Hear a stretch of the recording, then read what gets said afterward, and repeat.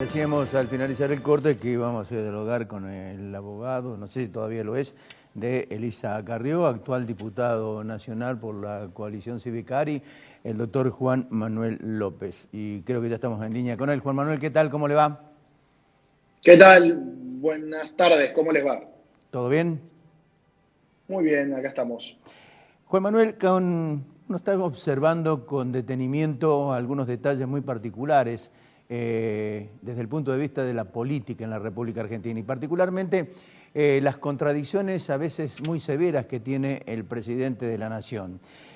Uno debiera preguntarse hoy, ¿quién maneja el país o quién tiene el poder? Bueno, el poder concreto, el poder electoral, la referencia política, me parece que está claro que está en manos de Cristina Kirchner desde hace mucho tiempo en ese sector del peronismo y que el poder que ejerce Alberto Fernández es un poder delegado, es un poder que adquirió cuando hace un año Cristina Kirchner le propuso que él sea su candidato a presidente y ella vicepresidenta. Y en los hechos ese poder no ha cambiado mucho porque uno muchas veces lo ve al presidente manejarse como lo que era hace muchos años, un jefe de gabinete. Uno lo ve a Alberto Fernández y da esa sensación que la línea más trascendental de su gobierno la marca Cristina Fernández de Kirchner y que él administra la política, administra la gestión, pero no ejerce el poder verdadero. Esto algunos creen que se ha matizado un poco a raíz de la aprobación pública que tiene el presidente por el manejo de la crisis, pero es una aprobación pública que empieza a desgastarse, es una aprobación pública que en cualquier caso le vaya bien o le vaya mal al presidente en esto, lo que viene para la Argentina no es fácil, va a ser o muertos o crisis económica o las dos cosas, con lo cual no hay dirigente político que eso lo tolere, así que yo creo que él constituya un poder real propio es casi imposible en la Argentina. Creo que se va a seguir manejando como esto, como un administrador de un poder ajeno, como lo que era como un jefe de gabinete. ¿Y ese poder real cómo lo diría construir, cómo puede llegar a construir? ¿Con los gobernadores, con un sector de la oposición que de alguna manera respalde la gobernabilidad? Bueno, los gobernadores uno tampoco los ve con voluntad real de tener un poder propio, ¿no? No hemos visto acciones concretas de los gobernadores poniéndose de pie y exigiendo más. Parecería que no. ¿Es una posibilidad hacerlo con ellos? Sin lugar a dudas. Por supuesto, hoy los gobernadores tienen necesidades fiscales muy importantes y eso seguramente condicionará su accionar, pero no los veo muy valientes en este momento, en este contexto. Uno tiende a pensar que si el presidente alguna vez decide construir un poder propio, lo va a hacer con los gobernadores y lo va a hacer cuando en general lo hacen o lo han hecho otros políticos, que es en la elección de medio término, para la que falta un poco más de un año. Bueno, esa posibilidad todavía creo que es muy lejana y que hay que ver cómo llega el presidente a ese momento. Falta mucho en la Argentina para eso. Hoy creo que él maneja un poder, insisto, delegado, porque además Cristina Kirchner tiene una base no solo electoral, sino una base de poder concreto, de cargos electivos concretos, que son muchas intendencias, alguna que otra gobernación, pero sobre todo muchos senadores y diputados que responden directamente a Cristina Kirchner, que no responden a otros. Y cuando uno tiene ese poder tan grande en el Congreso, de cargos que, insisto, son electivos, con lo cual tienen un plazo, el presidente no los puede tocar, no es como los ministros, como los secretarios, como los funcionarios políticos, ese poder lo va a ejercer la vicepresidenta porque es una persona que siempre se ha animado a ejercer el poder. Si algo que todos sabemos de Cristina Kirchner es que cuando tiene un pedazo de poder, ya sea grande o sea chico, lo usa, lo ejerce y no lo cede, no lo presta. ¿Peligra la institucionalidad con este análisis que hace usted con respecto al tema del manejo del poder por parte de Cristina Fernández de Kirchner? No lo sé, pone Porque, a la perdón, institucionalidad. porque le Sí, agrego a esto, perdón. le agrego a esto el tema de la anulación de las PASO para el año que viene, la reforma judicial, la reforma o el aumento de los miembros en la Corte Suprema de Justicia, las causas paradas precisamente en una justicia que se ha adormecido total y absolutamente, operadores políticos que están impulsando de alguna manera que se frenen o se cajoneen las causas judiciales, el tema del Consejo de la Magistratura. Sí, la institucionalidad corre un riesgo, por supuesto, en este contexto. Nosotros, más allá de que entendemos que el presidente, los gobernadores, los intendentes están manejando una pandemia muy difícil, y en eso uno trata de ser contemplativo y no, digamos, no cargar las tintas en algunas cosas, que por supuesto que estamos siguiendo, pidiendo toda la información, pero en lo institucional vamos a ser durísimos para que esos riesgos no se consoliden. Los riesgos son efectivamente, como usted dice, muy importantes. Tocar el sistema electoral y el sistema judicial en el medio de sesiones remotas, en el marco de una pandemia, de una crisis económica que se siente cada vez más fuerte. La verdad que nos parece inadmisible porque no puede ser una prioridad esa para el presidente. La única prioridad que tiene que tener el presidente hoy es la cuestión sanitaria y la cuestión económica. Y por supuesto la renegociación de la deuda externa. Pero creo, y esto no es que yo le quiera imponer las prioridades al presidente, se la impone en la realidad. Tener cualquier otro tipo de prioridad es extravagante, es extraño, es algo que digamos que difícil de explicar por qué el presidente tendría en este momento tan atípico en la Argentina y en el mundo la prioridad de reformar el sistema electoral argentino. Pero evidentemente hay alguna cosa escondida atrás. ¿Por qué el sistema de justicia argentino? Por supuesto que tiene defectos el sistema de justicia, pero hoy ni siquiera está funcionando la justicia. Tendríamos que estar tratando de ver, por lo menos la justicia nacional, no sé cómo está en Córdoba, está de feria eterna desde el 20 de marzo de este año. Son 70 y pico de días de un servicio esencial donde no crean que en la justicia solo se resuelven cuestiones de corrupción.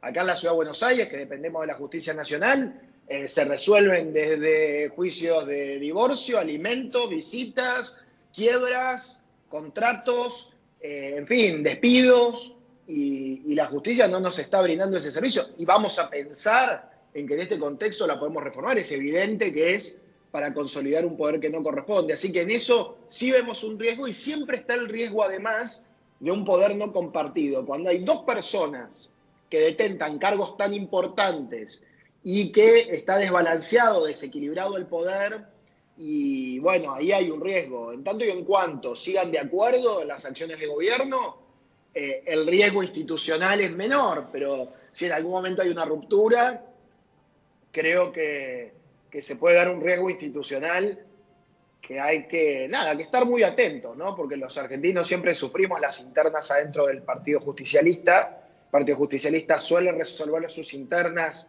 de cara a la sociedad, pero involucrando a la sociedad en el medio, y la sociedad tendría que estar al margen de eso. Ellos tendrían que resolver sus internas si es que las tienen y gobernar, ¿no? en un contexto tan difícil. La pandemia ha servido para, de alguna manera, ocultar y poder inferir episodios como el de la diputada Fernanda Vallejos. La pandemia ha servido, en el caso, por ejemplo, del proyecto de la diputada Vallejos, como un ensayo, un tubo de ensayo para un proyecto de país que a un sector muy recalcitrante del kirchnerismo le encantaría, que es un país con un dirigismo del Estado absolutamente desbordado, con, yo creo que más pobreza, en definitiva, más desigualdad. Es mentira que ellos van por la igualdad, ellos van por una homogenización de la pobreza, ¿no? Yo tengo una visión absolutamente distinta económicamente del kirchnerismo. Yo quiero la prosperidad, el trabajo, la iniciativa privada. Ellos quieren un Estado que intervenga en casi todo, y eso no funciona. Así que sí, sirve la pandemia para ese tubo de ensayo. Ahí ojalá que no sea más que eso. Creo que estamos todos muy atentos, la política, la comunicación, o sea, la opinión pública, digamos, a través de ustedes, del periodismo, y mucha gente que le interesa la política, que le interesa la cosa pública y que está súper atenta. Ahí en Córdoba me parece que son ustedes muchas veces la punta de lanza de estar atentos a que el poder centralista de Buenos Aires y de un sector del peronismo, en este caso de Alberto Fernández y de Cristina de Kirchner, no se desborde. Bueno, Nosotros, nada, estamos muy atentos a eso, a que no se desborde. no, ellos, por ejemplo, aducen que esto ya viene de la época de la FJP, donde se quedaron con numerosas acciones de numerosas empresas, inclusive la de Clarín, y los episodios que generó Guillermo Moreno en su momento en la época de las reuniones de las asambleas, y que eso le habilita de alguna forma en considerar una posibilidad de esta naturaleza.